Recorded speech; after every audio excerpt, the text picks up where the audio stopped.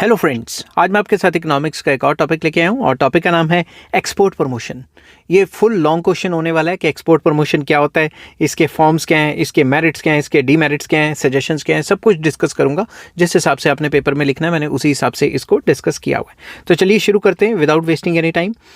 Export promotion refers to the policy of the government designed to encourage the exporters to export more goods from the country than before. तो export promotion एक ऐसी policy होती है government की जो कि सरकार बनाती है ताकि उसके जो एक्सपोर्टर्स हैं वो ज़्यादा से ज़्यादा माल बाहर बेचें और बाहर से फॉरेन करेंसी कमाएं, मतलब डॉलर कमाएं। ठीक है। To achieve this end several incentives are given to them. Exporters को सरकार सेवरल इंसेंटिव्स देती है। क्या क्या देती है? कैश सब्सिडीज दे देती है, बैंक लोन सस्ते रेटों पर दे देती है, facilities are provided to import machinery and raw material, कि वो रॉ मटेरियल या मशीनरी बाहर से इंपोर्ट करा सकें, ऐसी फैसिलिटीज़ देती है। कंसेशंस देती है फ्रेट रेट्स पे, मतलब रेलवेज वगैरह पे या शिपिंग पे सस्ता दे देती है या फिर उसको सब्सिडाइज रेट पे दे देती है। ठीक है। ट्रांसपोर्टेशन चार्जेस कम कर देती है, टैक्स कंसेशंस दे देती है एक्सपोर्टर्स को। Certain percentage of export earnings are permitted to be utilised for import of machines and raw materials needed by the exporters. तो वो ये भी कह सकती है कि भाई तुमने जितनी कमाई की उसका सर्टेन परसेंटेज तुम बाहर से मशीनें मंगवाने में यूज़ कर सकते हो जिससे कि तुम्हारा फर्दर एक्सपोर्ट बढ़े। तो एक्सपोर्ट प्रमोशन सिंपल वर्ड्स में सरकार के वो पॉलिसीज जिससे एक कंट्री का एक्सपोर्ट बढ़े। ठीक है। अब आ जाता है फॉर्म्स या टाइप्स ऑफ एक्सपोर्ट प्रमोशन कौन से हैं। There are two forms of export promotion, that is export of primary products and export of manufactured products. Very important.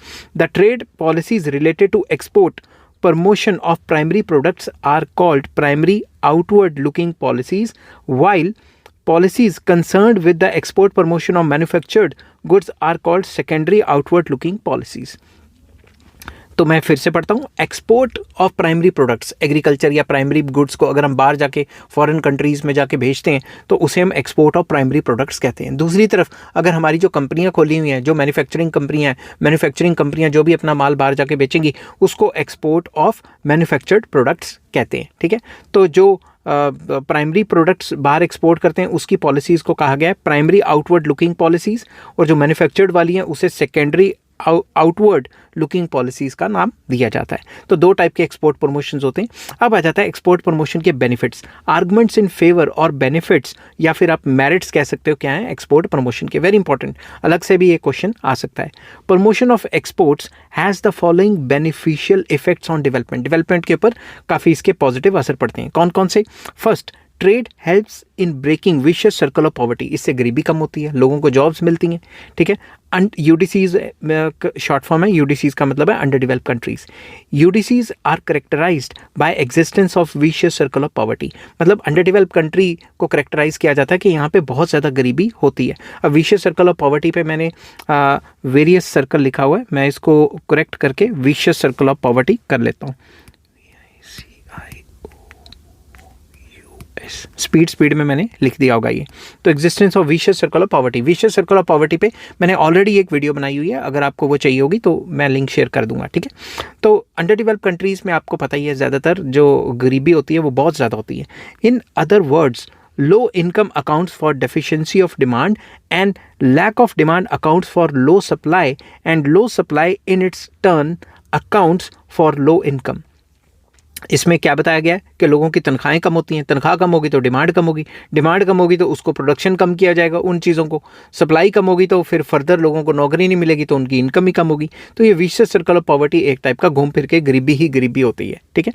तो trade enables under developed countries to produce more of those goods in which they enjoy greater comparative advantage. तो जब भी हम trade करेंगे या करते हैं, export करते हैं दूसरे कंट्रीज़ के साथ या दूसरे मुल्कों के साथ, तो हमें एक अपॉर्चुनिटी मिलती है कि हम जिन चीज़ों को बनाने में एडवांटेजेस पोजीशन पे हैं हम उनको बाहर एक्सपोर्ट कर दें और उससे पैसा कमाएं।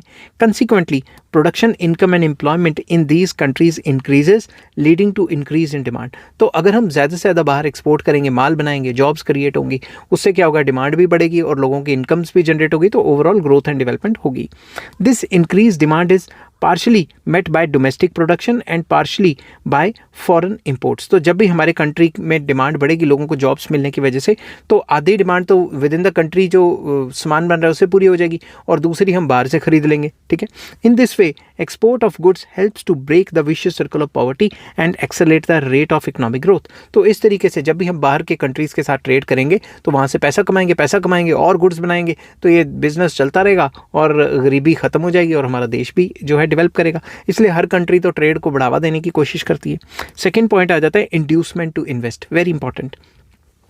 Rate of economic development is very slow in underdeveloped countries on account of low demand, lack of technological improvements and shortage of social overhead costs. Simple words में ये बताया गया कि underdeveloped countries में जो underdeveloped countries में economic development की rate slow इसलिए होती है क्योंकि वहाँ पे demand नहीं होती, technology poor होती है and shortage of social overhead cost का मतलब है infrastructure वगैरह poor होता है. Investment is encouraged under the impact of exports. तो जब एक्सपोर्ट्स बढ़ेंगे तभी तो इन्वेस्टमेंट्स एनकरेज होंगी, उस कंट्री में आएंगी। Export industries are set up with foreign and domestic know how. जब भी एक्सपोर्ट इंडस्ट्रीज किसी भी कंट्री में डेवलप होती हैं, अंडर डेवलप कंट्रीज़ में बनती हैं, तो वो आती कहाँ से है? एक तो फॉरेनर्स आके मतलब अपनी कंपनी खोलेंगे कोई, ठीक है, या डोमेस्टिक नो हाउ मतलब डोमेस्टिक नॉलेज होगी या फॉरेन की नॉलेज होगी, उसी से खुलेंगी। With the help of foreign capital and technology necessary infrastructure like roads, railways, power, irrigation facilities etcetera is created to promote economic development. अगर बाहर से FDI आती है तो बाहर से पैसा आएगा, बाहर से टेक्नोलॉजी आएगी और वो पैसे का हम इस्तेमाल कर सकते हैं अपने इंफ्रास्ट्रक्चर को डेवलप करने के लिए, जिसकी वजह से अगर इंफ्रास्ट्रक्चर बढ़ेगा तो ओवरऑल डेवलपमेंट होगी। As a result of all these expected profitability of entrepreneurs increases and they are induced to invest more। तो जब ये सारी चीज़ें डेवलपमेंट हो रही होगी कंट्री में तो जो एंटरप्रेन्योर्स हैं उनकी भी एक्सपेक्टेड प्रॉफिटेबिलिटी लेवल बढ़ जाएगा, वो और ज़्यादा इन्वेस्ट करेंगे क्योंकि उनको जहाँ प्रॉफिट दिखेगा पैसा तो वो वहीं पे लगाएंगे। Because of increase in investment the rate of capital formation accelerates which in turn leads to increase in the rate of economic development. तो जितनी ज़्यादा इन्वेस्टमेंट होगी उतना कंट्री में कैपिटल फॉर्मेशन बढ़ जाएगी, कैपिटल फॉर्मेशन बढ़ेगी तो डेवलपमेंट हो जाएगी। तो ओवरऑल ये बताया कि एक्सपोर्ट करेंगे तो डेवलपमेंट हो जाएगी। थर्ड पॉइंट आ जाता है expansion in the extent of the market. Market का एक्सटेंट बढ़ जाएगा, वॉल्यूम ऑफ ट्रेड बढ़ जाएगा। Most of the production of underdeveloped countries comprises of primary goods like rubber, tea, coffee और mineral products। तो आपको पता है जो ज़्यादातर underdeveloped countries हैं वो प्राइमरी प्रोडक्ट्स जो हैं, जो एग्रीकल्चर प्रोडक्ट्स हैं उनका एक्सपोर्ट कर रही होती हैं, उनमें ज़्यादातर ट्रेड कर रही होती हैं, बाहर बेच रही होती हैं अपना सामान। Size of the market for primary goods and mineral products in these countries is very narrow. In countries में ये सारा का सारा माल बिकता तो है नहीं, तो इससे तो अच्छा है जो बिक नहीं रहा वो बाहर भेज दो। लोकल डिमांड कम है, प्रोडक्शन ज़्यादा है, तो प्राइमरी प्रोडक्ट्स को सारे को बाहर भेज देते हैं। Whatever little industrial production is there it has a limited market. जो भी विद इन द कंट्री जो लिमिटेड जो इंडस्ट्रियल प्रोडक्शन है वो उसकी जो मार्केट है वो काफ़ी लिमिटेड हो जाती है। Low income and hence low capacity to spend amount for it. जब लोगों की इनकम ही लो रहेगी तो within the country demand भी तो लो होगी ना। With the development of export goods produced by countries will have wide extent of market and income of people will increase. तो सिंपल वर्ड्स में ये कहा गया है कि with the development of export industries या एक्सपोर्ट्स को डेवलप करेंगे तो लोगों को जॉब्स मिलेंगी, नई नई फैक्ट्रीज खुलेंगी, सब कुछ नया खुलेगा, लोगों के पास पैसा आएगा, वही री इन्वेस्ट होता रहेगा। तो वही एक ही थ्योरी बार बार हर पॉइंट में ये डिस्कस कर रहे हैं। Standard of living of the people will rise and the pace of development increase. तो जब बाहर एक्सपोर्ट करेंगे तो लोगों के पास पैसा आएगा, लोगों के स्टैंडर्ड ऑफ लिविंग बढ़ जाएंगे, लोगों की डिमांड्स बढ़ जाएंगी और डेवलपमेंट बढ़ जाएगी। With the extent of market मैं फिर से बोलता हूँ, wide extent of the market stimulates the production on large scale and country enjoys many external and internal economies. तो जब वाइड एक्सटेंट ऑफ मार्केट का एक्सटेंट काफ़ी ज़्यादा बढ़ जाएगा, वॉल्यूम ऑफ ट्रेड बढ़ जाएगा, तो जो प्रोड्यूसर्स हैं उनको इकोनॉमीज़ एंड डिस इकोनॉमीज़ होंगी, एक्सटर्नल इंटरनल। मैं डिस इकोनॉमीज़ की बात करके, डिस इकोनॉमीज़ नहीं होगी, internal economies and external economies होंगी, जिससे कंपनी को बहुत ज़्यादा फ़ायदा होगा और जितना ही फ़ायदा होगा उतना वो और फर्दर इन्वेस्टमेंट्स करेंगे और उससे फर्दर फ़ायदा बढ़ता रहेगा। ठीक है, तो इस पॉइंट में ये कहा गया कि जब भी बाहर से कोई कहीं पे पैसा आता है तो जब एक्सपोर्ट करेंगे तो बाहर से पैसा आएगा तो हमारी जो लोकल मार्केट है वो बढ़ जाएगी। ठीक है, नेक्स्ट पॉइंट आ जाता है technical progress, very important. Promotion of export affords opportunity to the underdeveloped countries to make use of the technology, innovation and and latest inventions of developed countries. Very important, जब भी हम export को बढ़ावा देंगे, export बढ़ाएंगे, तो जो भी हमारे पास डॉलर या पैसा आएगा उससे हम क्या कर सकते हैं, लेटेस्ट टेक्नोलॉजी या इनोवेशंस को परचेज कर सकते हैं डेवलप कंट्री से, लेटेस्ट मशीनरी खरीद लेंगे। As a result of it under developed countries find it easy to set up basic and heavy industries like iron and steel, heavy machine, shipyards etcetera etcetera. तो जब बाहर से पैसा आएगा तो जो कंसर्न कंट्री, जो एक्सपोर्टर कंट्री, जो एक्सपोर्ट कर रही है, वो हैवी इंडस्ट्रीज़ अपने कंट्री में इस्टेब्लिश कर सकती है, आयरन एंड स्टील जैसे कि हैवी मशीनरी या शिपयार्ड्स या इस टाइप की बड़ी बड़ी मशीनरी जो बनाने वाली कंपनियां या हैवी इंडस्ट्रीज़ हैं उनको डेवलप कर सकती है। With the use of new technology, use of new technology reduces the cost of production and hence the prices of finished product. तो जब लेटेस्ट टेक्नोलॉजी यूज़ करेंगे तो कॉस्टिंग कम पड़ेगी, ठीक है। Thus the production of the country has an easy access to the foreign market. जब costing कम पड़ेगी वो अपना माल फिर से बाहर बेचेगी जाके। As a result of it income and employment increase and economic development accelerates. तो सिंपल वर्ड्स में इस पॉइंट पे कहा गया है कि जब हम बाहर एक्सपोर्ट करेंगे तो एक्सपोर्ट करने से जो भी पैसा हमारे पास आएगा उससे बाहर की मशीनरी या लेटेस्ट टेक्निकल नो हाउ खरीद लें या लेटेस्ट मशीनरी या लेटेस्ट टेक्नोलॉजी लेके आएँ, उससे और माल बनाएं और बाहर बेचें। समझ की बात? तो वही पॉइंट बार बार घुमाई जा रही है। फिफ्थ पॉइंट आ जाता है efficient use of means of production. Very important. According to professor J.S. Mill, another direct advantage of promotion of export is that it adds to the efficiency of production. तो इससे क्या होता है, ज़्यादा से ज़्यादा माल बाहर बेचने का भूख क्रिएट होगी किसी भी कंट्री की, तो उससे हम अपनी प्रोडक्शन को और ज़्यादा एफिशिएंट कर लेंगे। In under developed countries agriculture is backward and subsistence farming is the rule. Agriculture country होती है अंडर डेवलप्ड कंट्रीज, ज़्यादातर क्या है, सारी अंडर डेवलप्ड कंट्रीज एग्रीकल्चर या प्राइमरी मार्केट्स के ऊपर ही डिपेंड करती हैं, ठीक है। और उनका जो फार्मिंग है वो सब्सिस्टेंस है। सब्सिस्टेंस फार्मिंग का मतलब होता है वो ज़्यादातर खुद की कंजम्पशन के लिए बनाते हैं और मार्केट के अंदर बेचने के लिए कम माल बनाते हैं। With the development of exports use of latest technology and improve techniques of production becomes possible in agriculture and industrial fields. तो जब भी वो एक्सपोर्ट बढ़ाएंगे, बाहर से पैसा आएगा, नई टेक्निक्स यूज़ करेंगे, मतलब बाहर से मशीनें लेके आएंगे, नई टेक्निक्स यूज़ करेंगे, नई टेक्निक से फिर एग्रीकल्चर भी डेवलप होगा और इंडस्ट्रीज़ भी डेवलप होंगी। Many new industries come into being and some of them are meant for the production of export goods only. तो बेसिकली कई इंडस्ट्रीज डेवलप होंगी उसी पैसे से और कुछ इंडस्ट्रीज तो सिर्फ वही डेवलप होंगी जो सिर्फ एक्सपोर्ट्स के लिए होंगी, ठीक है, जो सिर्फ एक्सपोर्ट करेंगी। Efficient use of petroleum resources in Arab countries could become possible only on account of trade। अब अरब कंट्रीज़ में क्या है, तेल ही तो है ना, क्रूड ऑयल ही तो है, वही बाहर बेच के बाहर से सामान खरीदी जा रहे हैं और लेटेस्ट टेक्नोलॉजी को वो अच्छा इस्तेमाल कर रहे हैं। और अब वो इस तरीके की टेक्नोलॉजी भी अपने कंट्रीज़ में लेके आ रहे हैं जिससे वो तेल के अलावा भी कुछ नया कर सकें ताकि उनकी इकॉनमी ऑयल इकॉनमी ना रहे और भी कई टाइप की गुड्स एंड सर्विसेज प्रोड्यूस करें। As a result these countries have become the richest countries in the world. तो अपने एक्सपोर्ट को बढ़ा के वर्ल्ड में रिचेस्ट कंट्रीज़ की लिस्ट में ये कंट्रीज शुमार हैं। नेक्स्ट आ जाता है point import of capital goods and export of primary goods. तो इसमें फिर से वही बात होगी कि another advantage of the promotion of exports for the economic development of under developed countries is that these countries can industrialize themselves by importing necessary capital goods like machines, semi-finished products and industrial raw material from industrialized developed countries। तो ये अपना जो भी primary products या agriculture related products बाहर बेचेंगी तो बाहर से मशीनें या सेमी फिनिश प्रोडक्ट्स या इंडस्ट्रियल रॉ मटेरियल बाहर से इंपोर्ट कर लेंगी। In return they can export primary goods, वो उसके बदले प्राइमरी गुड्स को एक्सपोर्ट करेंगी या मिनरल्स रिसोर्सेज को एक्सपोर्ट करेंगी जो भी उनके कंट्रीज़ में प्रोड्यूस हुआ है and then solve the problem of balance of payment. तो इस तरीके से वो अपनी बैलेंस ऑफ पेमेंट की प्रॉब्लम को सॉल्व कर सकते हैं। The result is that under developed countries increase the pace of their economic development by setting up directly productive activities. तो वो जो भी उन्होंने प्राइमरी प्रोडक्ट्स बाहर बेचे हैं उससे जो भी पैसा आया उससे finish good, semi finish good या फिर machineries and raw materials import करके यहाँ पे अपनी कंट्री की डेवलपमेंट कर सकते हैं, यहाँ पे और ज़्यादा प्रोडक्शन फैसिलिटीज़ बना सकते हैं। नेक्स्ट आ जाता है basis of import of foreign capital. Very important. It is on account of foreign trade that the under developed countries find a base for the import of foreign capital. तो जिस country में under developed country में exports बढ़ने शुरू हो जाते हैं वहाँ पे फॉरेन कैपिटल अट्रैक्ट होनी शुरू हो जाती है। Volume of foreign capital depends on the volume of foreign trade, कितनी जो है फॉरेन कैपिटल आएगी वो डिपेंड करता है कि फॉरेन ट्रेड का वॉल्यूम कितना है. Greater the volume of trade, greater will be the ability of the underdeveloped countries to repay the foreign debt and interest on it. तो जितना एक्सपोर्ट ज़्यादा करेगी उतना ही ज़्यादा लोन ले सकती है और उस लोन को चुका सकती है और रेट ऑफ इंटरेस्ट भी चुका सकती है, क्योंकि सारा का सारा पैसा तो डॉलर की टर्म्स में ही वापस करना है ना, और डॉलर की टर्म्स में वापस करने के लिए एक्सपोर्ट्स तो बढ़ाने ही पड़ेंगे.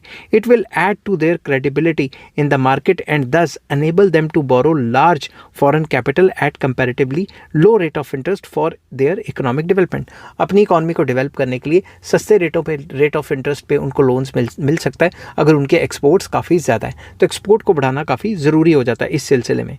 Foreign capital not only helps in increasing output, income and employment, but it also proves helpful in balancing the balance of payments and in stabilizing the prices. तो फॉरेन कैपिटल की ज़रूरत इसलिए भी है कि बाहर से जो भी पैसा आएगा उससे हम अपनी बैलेंस ऑफ पेमेंट जो बहुत ख़राब है उसको सही भी कर सकते हैं, और जो हमारा फॉरेन एक्सचेंज रेट है उसको भी हम कंट्रोल कर सकते हैं. किस तरीके से होगा वो मैंने फॉरेन एक्सचेंज के चैप्टर में आपको समझाया हुआ है. नेक्स्ट आ जाता है healthy competition, very important. Promotion of exports gives birth to healthy competition in the country. तो जितना ज़्यादा एक्सपोर्ट प्रमोशंस होंगे उतना ज़्यादा विद इन द कंट्री या बिटवीन द कंट्रीज़ जो है कंपटीशन क्रिएट होगा. It improves the production efficiency, क्योंकि सस्ते में माल बेचना है जाके वर्ल्ड मार्केट में काफ़ी ज़्यादा कंपटीशन है, इससे हम अपनी प्रोडक्शन एफिशिएंसी को और ज़्यादा बेहतर करने की कोशिश करते हैं ताकि हम और ज़्यादा सस्ते में माल बना पाएँ. Cost of production goes down and the entire population stands to gain. अगर कॉस्ट ऑफ प्रोडक्शन कम कर देते हैं, एफिशिएंसी बढ़ा देते हैं, तो पूरे के पूरे देश को, पूरे के पूरे कंट्री को फ़ायदा होता है. On account of healthy competition inefficient monopolies can not exploit the people. अगर हम इनएफिशिएंट मोनोपलीज की बात करते हैं तो हम ये मानते हैं कि जहाँ पे कंपटीशन होता है वहाँ पे कोई बंदा अपनी मोनोपली नहीं बना सकता और डबल ट्रिपल रेट चार्ज नहीं कर सकता. अगर हमारी कंट्री बल्क में माल बनाएगी और बाहर बेचेगी तो किसी भी कंट्री की जो मोनोपली होगी उसको तो तहस नहस कर देंगी. जैसे चाइना ने हर एक की मोनोपली का बैंड बजा दिया और खुद की मोनोपली बन गई है क्योंकि सामान ही बड़ा सस्ते में बेच रही हैं. Establishment of efficient export industries in the country becomes possible. तो अगर हम एक्सपोर्ट्स बढ़ाएंगे तो एक्सपोर्ट बढ़ाने से और ज़्यादा इंडस्ट्रीज़ खुलेंगी, और ज़्यादा टेक्निकल नो हाउ आएगी, और ज़्यादा काम करने के तरीके बेहतर हो पाएंगे, जिससे कि एफिशिएंसी बढ़ेगी ओवरऑल. तो इससे जितनी एफिशिएंसी बढ़ेगी उतना ज़्यादा और ज़्यादा एक्सपोर्ट करेंगे, फिर और ज़्यादा पैसा आएगा, तो ये सर्कल चलता रहेगा. All this has a favourable effect on economic development of the country. इस सबसे देश की तरक्की होगी. नेक्स्ट आ जाता है आर्गूमेंट्स अगेंस्ट एक्सपोर्ट प्रमोशन. अब आप कहोगे ये क्या बात हुई, एक्सपोर्ट प्रमोशन से तो कंट्री को फ़ायदा होगा, तो नुकसान कहाँ से आ गया. ठीक है, तो कुछ इकोनॉमिस्ट ने कुछ पॉइंट्स दिए हैं वो मैं आपके साथ डिस्कस करूंगा. Export promotion has also some harmful effects. क्या क्या इफेक्ट्स हैं? According to Nurkse, Myrdal, Raul, Prebisch etcetera. ठीक है, रॉल प्रेबिश, कुछ लोग इसको प्रेबिश कह देते हैं और कुछ लोग प्रेबिश कह देते हैं, प्रोनाउंसिएशन में फ़र्क है. According to them the pace of economic development in under developed countries has not only slowed down because of export promotion policy measure but also been adversely affected. कुछ इकोनॉमिस्ट का ये मानना है कि अंडर डेवलप्ड कंट्रीज़ में export promotion की policy की वजह से जो ग्रोथ एंड डेवलपमेंट की स्पीड है वो स्लो हो जाती है. कैसे? Following are the arguments against the policy of export promotion. ठीक है, कौन कौन से? नंबर 1 आ जाता है लॉपसाइडेड डेवलपमेंट. कैसे? एक्सपोर्ट प्रमोशन में lead to lopsided development in under developed countries. It implies that a small sector of these economies in which export industries have been established has developed but a large sector stays poor और backward. ऐसा कैसे हो सकता है कि पूरे के पूरे अंडर डेवलप कंट्री में एक सेक्टर एडवांस्ड बन जाए, एक्सपोर्ट कर करके इतना एडवांस हो जाए, और बाकी सारे के सारे सेक्टर ऐसे पिछड़े हुए रह जाएं या गरीब रह जाएं? तो ये जो एक्सपोर्ट प्रमोशन की जो मतलब चकाचौंध दिखा रहे हैं, ये ऐसा भी नहीं होता कि अंडर डेवलप कंट्रीज़ में एक्सपोर्ट होने से सारी की सारी तरक्कियाँ हो जाएं. ऐसा अगर होता तो पता नहीं कितने कंट्रीज़ कितनी तरक्की कर गए होते. नेक्स्ट आ जाता है limited possibility of gain. The possibility of gain from export in underdeveloped countries is limited because underdeveloped countries export mainly primary products. तो underdeveloped countries को फ़ायदा होने के चांस कम है क्योंकि वो ज़्यादातर प्राइमरी प्रोडक्ट्स मतलब एग्रीकल्चर एंड जो इसके रिलेटेड प्रोडक्ट्स हैं या नेचुरल प्रोडक्ट्स हैं वही एक्सपोर्ट करता है ज़्यादातर. Their exports suffer losses on account of क्या क्या रीजंस है? A, fall in their demand due to the tendency on the part of the developed countries to establish heavy industries. तो basically जो अंडर डेवलप कंट्रीज़ हैं जो जितना भी वो माल बाहर बेचती हैं उनकी जो डिमांड है वो कम हो जाती है। क्यों? क्योंकि डेवलप कंट्रीज़ में जो हैवी इंडस्ट्रीज़ बन जाती हैं और हैवी इंडस्ट्रीज़ के बनने की वजह से उनकी जो डिमांड है वो उस हिसाब से आ जाती है, तो उतनी डिमांड उनके प्रोडक्ट्स की नहीं होती जितनी वो सोचते हैं कि हमारा माल बाहर बिक जाएगा। B, contribution of services in the aggregate production of develop countries has been increasing. तो जो डेवलप कंट्रीज़ हैं, अगर हम उसमें देखें तो उनका जो सर्विस सेक्टर का कंट्रीब्यूशन है वो लगातार बढ़ता जा रहा है। तो इस वे में अगर हम देखें तो अगर हम गाजर मूली या प्राइमरी प्रोडक्ट्स बाहर एक्सपोर्ट कर भी देंगे तो हम उनकी सर्विसेज ले रहे हैं, इंश्योरेंस सर्विसेज, बैंकिंग सर्विसेज, फलां सर्विसेज, तो सारा पैसा तो उसी में उड़ जाएगा, तो नेट गेन तो हमें हुआ ही नहीं। Income elasticity of demand for agricultural production या agriculture products is less in the develop countries. Develop countries में जो इनकम इलास्टिसिटी है एग्रीकल्चर प्रोडक्शन की वो बड़ी कम है। अब आप खुद सोचो, अगर आपकी तनख्वाह डबल ट्रिपल भी होगी तो क्या करोगे? जो रोटियां खाते हो वो 10-15 थोड़ी ना कर दोगे, 20-25 थोड़े ना खाओगे, आप फिर इंडस्ट्रियल गुड्स की तरफ आ जाओगे। आपको कार चाहिए, आपको आईफोन चाहिए। इस वे में भी जो अंडर डेवलप कंट्रीज़ हैं उनको मतलब उतना ज़्यादा फ़ायदा नहीं हो पाता। Many develop countries have been adopting policy of protection in respect of agriculture products. काफ़ी डेवलप कंट्रीज़ हैं उन्होंने प्रोटेक्शन की पॉलिसी लगा रखी है और वो अंडर डेवलप कंट्रीज से सामान ही नहीं लेते, या लेते हैं तो हैवी टैक्सेस लगा लेते हैं। Use of synthetic goods in place of agricultural products has been on the rise.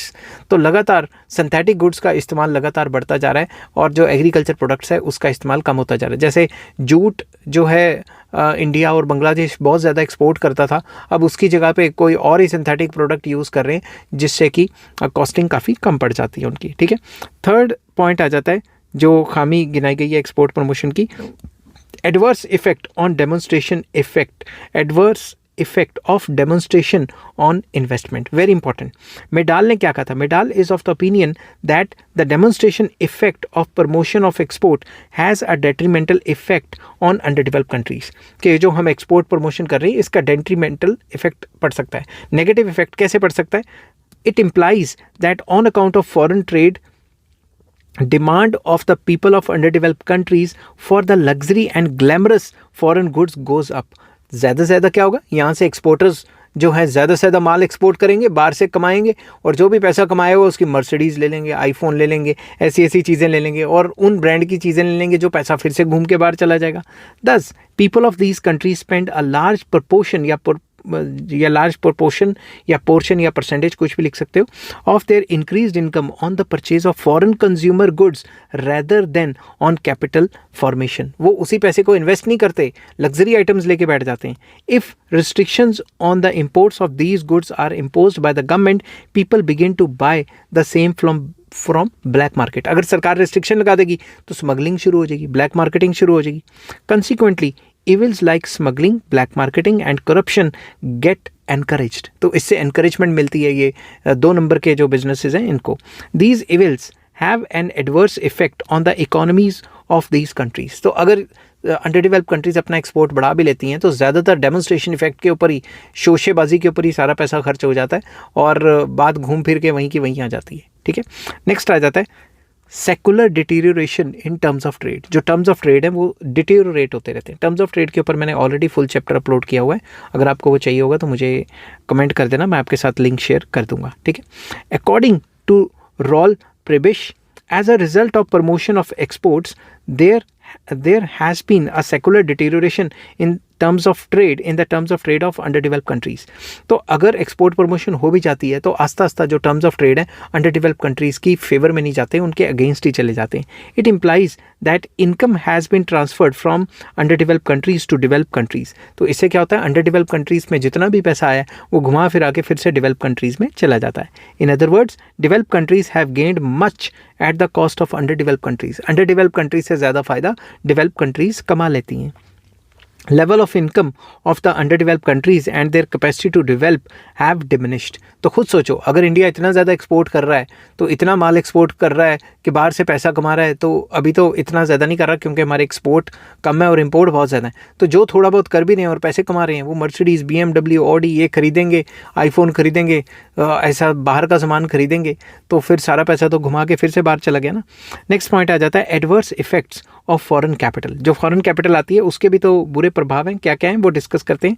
Export promotion policy brings foreign capital which has some adverse effects on domestic economy. क्या क्या इफेक्ट्स हैं?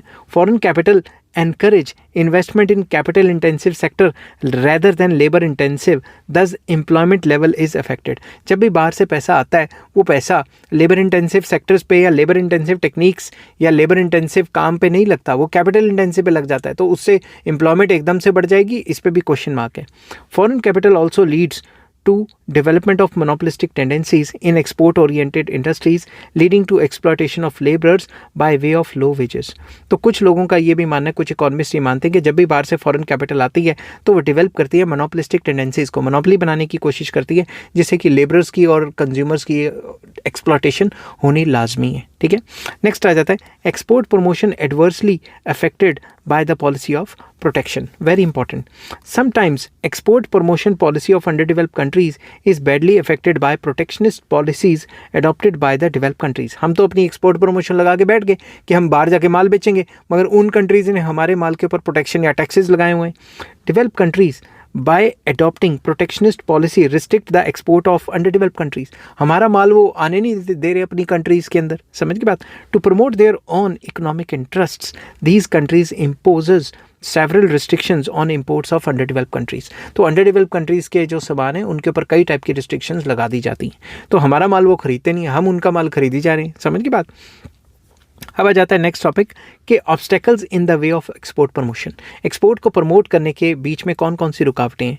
All conceivable measures are being taken by the governments of underdeveloped countries to promote export. Export को बढ़ाने के लिए अंडरडेवलप्ड countries की जो सरकारें हैं वो कई टाइप के स्टेप्स उठा रही हैं. However, due to certain obstacles in way of export promotion, the targets of exports could not be achieved in the last few years. तो ऐसी कई रुकावटें हैं जिनकी वजह से जो टारगेट्स हैं एक्सपोर्ट प्रमोशन के वो अचीव नहीं कर पा रहे हैं हम.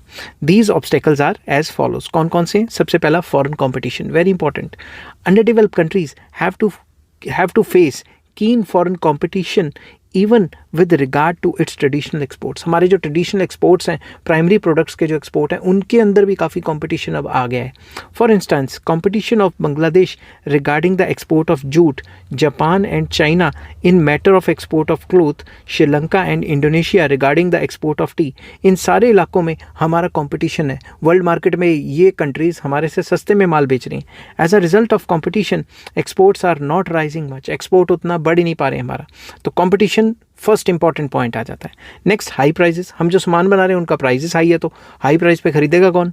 On account of outdated technology या technique of production, cost of production of several commodities is much higher than the other countries. हमारी जो कॉस्ट ऑफ प्रोडक्शन है बाकी कंट्रीज से काफ़ी हाई चली गई है. तो जब कॉस्ट हाई होगी तो प्राइस भी उस हिसाब से होगा, तो हमारा माल बिकेगा कहाँ? इंटरनेशनल मार्केट में. As a consequence prices of these commodities are pretty high.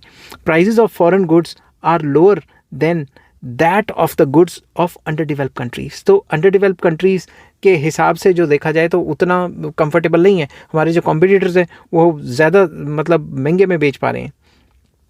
Government has therefore to give subsidies in order to promote the export of these goods.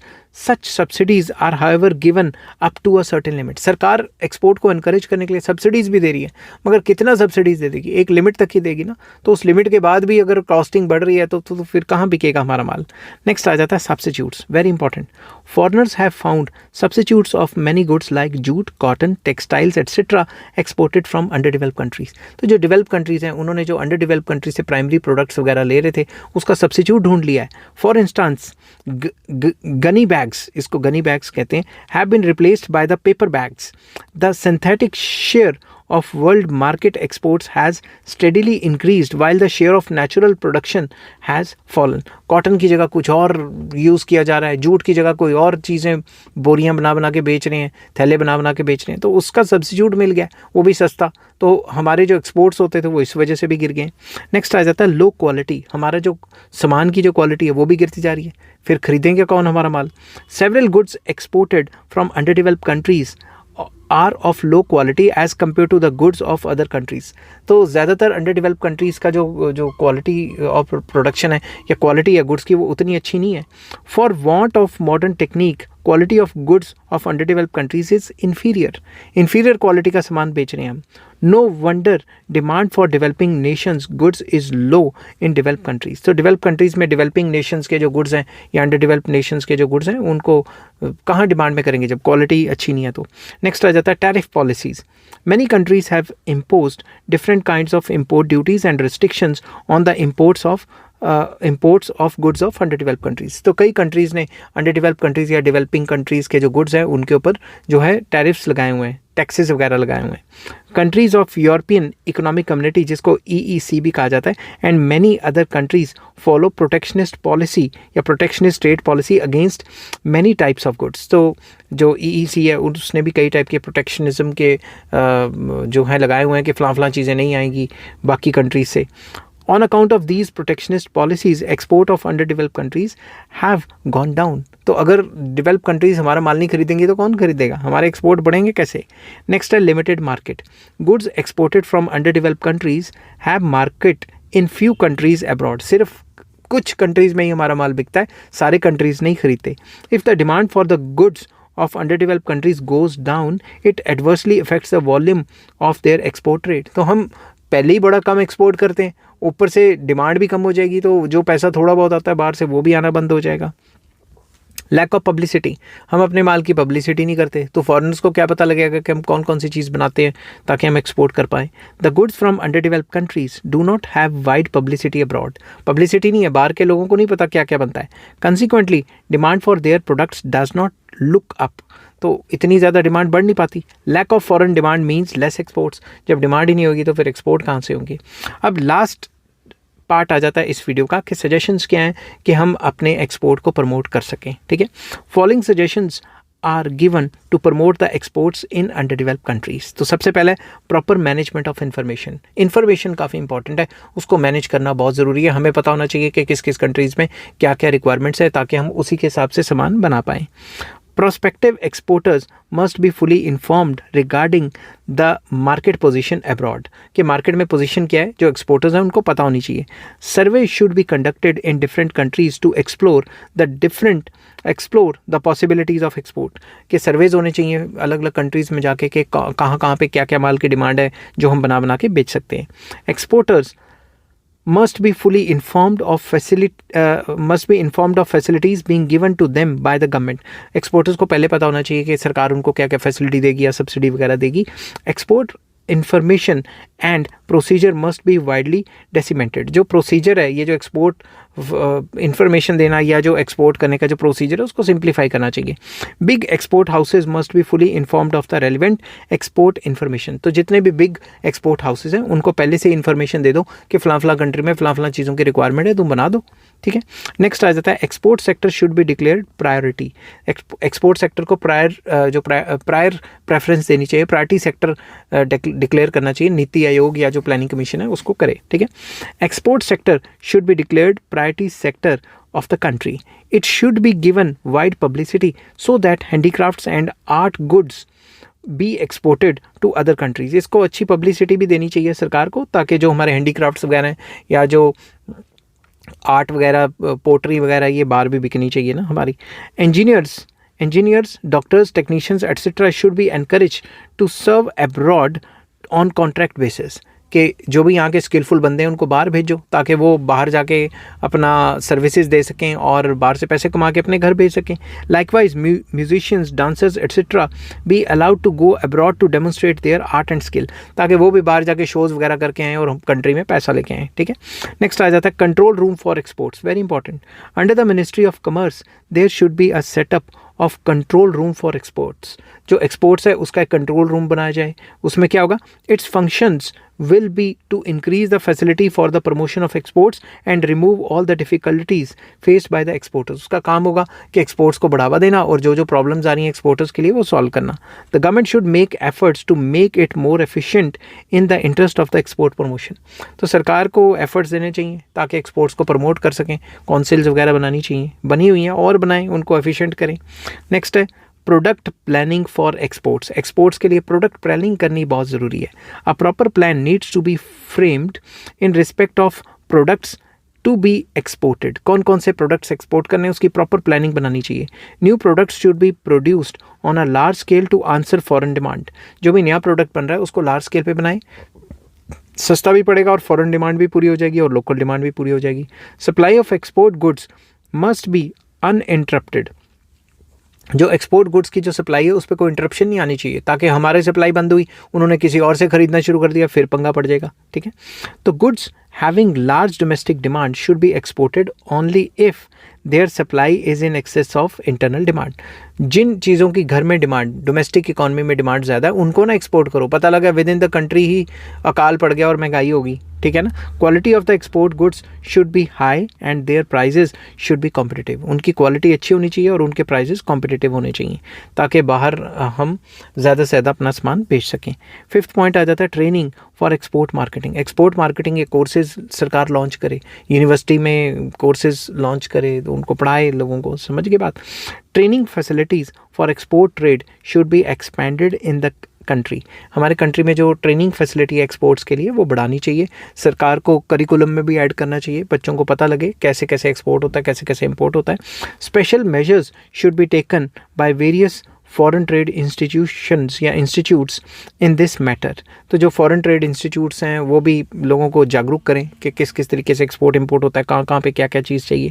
These institutes should make provisions for imparting training for export marketing in different universities. तो university level पे ये काम होना चाहिए ताकि लोगों को बताया जा सके कि भाई किस किस तरीके से एक्सपोर्ट इंपोर्ट होता है।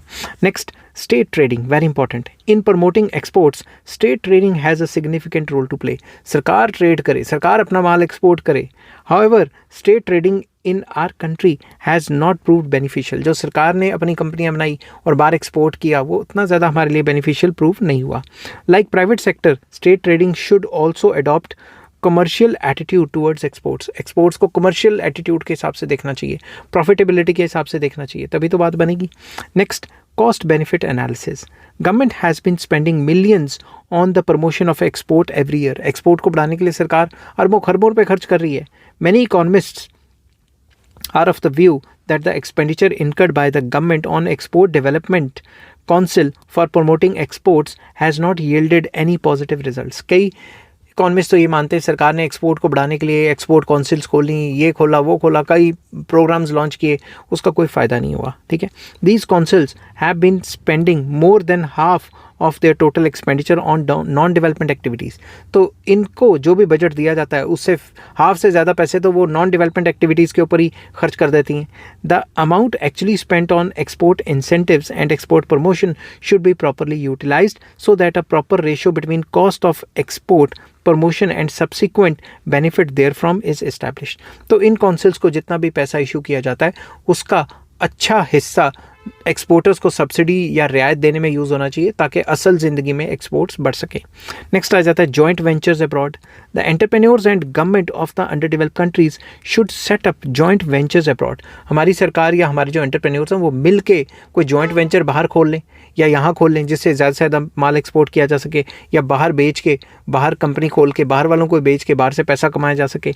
It will have a very healthy effect on our exports. इससे एक्सपोर्ट्स पे काफ़ी ज़्यादा पॉजिटिव असर पड़ेगा। नेक्स्ट आ जाता है foreign collaboration, very important. Foreign entrepreneurs should be encourage to set up export oriented units. Foreigners के साथ टाई अप करके यहाँ पे कोई एक्सपोर्ट ओरिएंटेड यूनिट खोल देना चाहिए। Multinational corporations can prove quite beneficial in this direction. MNCs के साथ हम टाई अप कर सकते हैं।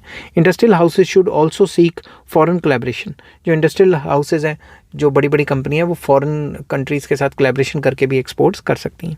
नेक्स्ट आ जाता है मल्टीलेटरल एंड बायलेटरल एग्रीमेंट्स। जो भी ट्रेड एग्रीमेंट्स हैं वो कर लें किसी और कंट्रीज़ के साथ। To earn foreign exchange greater emphasis should be laid on multilateral agreements than bilateral agreements. Multilateral agreements का मतलब है कई कंट्रीज़ के साथ साइमल्टेनियसली एग्रीमेंट कर देना कि तुम मेरी ये चीज़ें खरीद लो, मैं तुम्हारी ये चीज़ें खरीद लूँगा। बायलेटरल का मतलब बाय मतलब टू, सिर्फ दो कंट्रीज़ का आपस में ट्रेड एग्रीमेंट से बढ़िया है मल्टीलेटरल ट्रेड एग्रीमेंट कर लो। The later agreements involve import and export in terms of rupee only। तो ये कह सकते हो कि भाई तुम रुपये की टर्म्स में, जैसे हमने इंपोर्ट एक्सपोर्ट किया, जैसे रशिया से तेल मंगाया शुरू में अपनी करेंसी देके, वो भी हम कर सकते हैं। ठीक है, the former will bring fourth more foreign exchange. तो इससे क्या होगा, हमारी करेंसी बाहर जाएगी और बाहर से जो करेंसी है वो ज़्यादा से ज़्यादा आ सकती है। ठीक है, नेक्स्ट आ जाता है encouragement to tourist trade, very important. Encouragement to tourist trade can help to promote the exports. Tourist को एनकरेज करो, वो आएंगे यहाँ डॉलर खर्च के जाएंगे। Facilities should be provided to attract foreign tourists. Various picnic spots should be developed and facilities should be provided to tourists. मतलब tourism को encourage करो ताकि बाहर से लोग आएँ, यहाँ अपना पैसा खर्च के जाएँ। ठीक है, नेक्स्ट आ जाता है tax concessions, very important. Tax concessions should be provided for the import of raw materials, machinery, equipments and accessories required for the manufacture of export goods. Export goods को मैन्युफैक्चर करने के लिए, एक्सपोर्ट वाले goods को manufacture करने के लिए जो भी सामान चाहिए वो बाहर से आए तो उसके ऊपर जो है रियायत दे दी जाए, टैक्स में कंसेशंस दे दी जाएँ। Concessions in the form of refund of taxes paid on materials used in their production and reduction or abolition of export duties will promote exports। तो सरकार को किसी भी टाइप के टैक्सेस जो हिंडर कर रहे हैं ग्रोथ ऑफ एक्सपोर्ट्स उसको कम कर देना चाहिए, लोन सस्ते में दे दे, जगह सस्ते में दे दे, वगैरह वगैरह कई काम करे। ठीक है, नेक्स्ट आ जाता है स्पेशल एक्सपोर्ट स्कीम्स चलाए सरकार। For export promotion special export schemes should be introduce, जिसमें क्या आ जाता है stabilisation of prices of export commodities, जो एक्सपोर्ट की कमोडिटीज़ हैं उनका प्राइस स्टेबल कर दे। कंपलसरी ग्रेडिंग करे ताकि उनकी क्वालिटी अच्छी होगी तो बाहर ज़्यादा बिकेगा। Granting of special and additional inducements, incentives and facilities for exports of non traditional items and for export of non traditional markets. तो बेसिकली जो नॉन ट्रेडिशनल आइटम्स हैं, एग्रीकल्चर को छोड़ के अलग जो मैन्युफैक्चर्ड गुड्स हैं उसको एक्सपोर्ट करने के लिए encouragement they. Special rails and shipping facilities for the movement of export commodities. तो जो एक्सपोर्ट करने के लिए सरकार जो ट्रांसपोर्टेशन फैसिलिटीज़ है वो दे, सस्ते में दे, ताकि एक्सपोर्ट होने वाले गुड्स की जो है कॉस्टिंग कम पड़े और कंपटीशन हम फेस कर सकें इंटरनेशनल मार्केट का। ठीक है, आई होप ये वीडियो आपको पसंद आई होगी, बहुत बड़ी वीडियो हो गई थी। ठीक है, अगर पसंद आती है तो please like share and subscribe. Next topic मैं आपके साथ डिस्कस करूँगा इंपोर्ट सब्स्टिट्यूशन, जो एक लॉन्ग क्वेश्चन होगा। ठीक है, till then take care, bye bye.